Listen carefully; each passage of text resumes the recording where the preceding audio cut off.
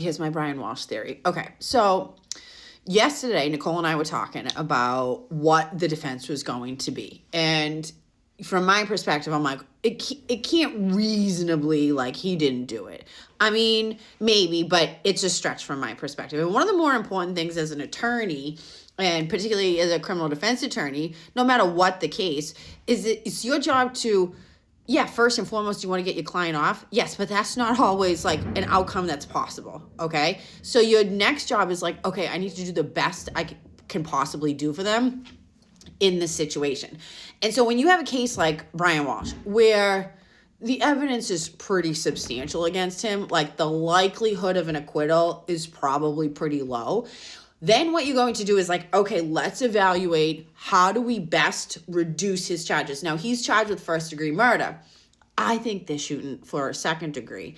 And this is the craziest thing that I'm going to say because it goes against like every bone in my lawyer body.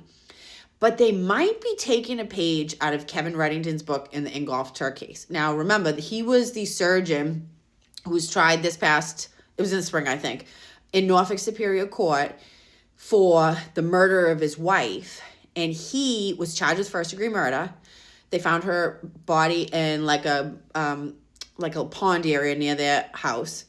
And he took the stand and basically said, we were drunk, we were fighting, and like I woke up and she was dead and freaked out and threw the body. And they convicted him only of second degree.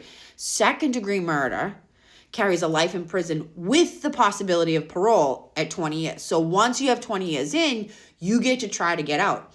So this is my I'm like, okay, let's think the strategy. Is it possible that he could get on the stand and say, we were drunk, we were fighting, she fell, I pushed her, we were fighting this and that, she fell down the stairs, she died, and I freaked out, and I know I did whatever, because now he has admitted to removing her body. Okay, so now he's admitted that part. So now we have an admission. He's admitted to that part. So I don't know. Are they going to put him on the stand and try to get him a second degree conviction instead of first degree?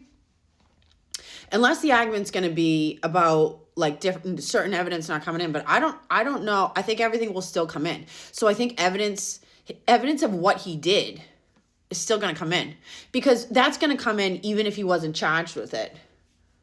You know what I mean? Because it's the circumstances of what they allege. So I wonder, what do you think? It's a crazy, crazy thought, but it worked with Reddington. So if you don't have much to work with, you're going to gamble.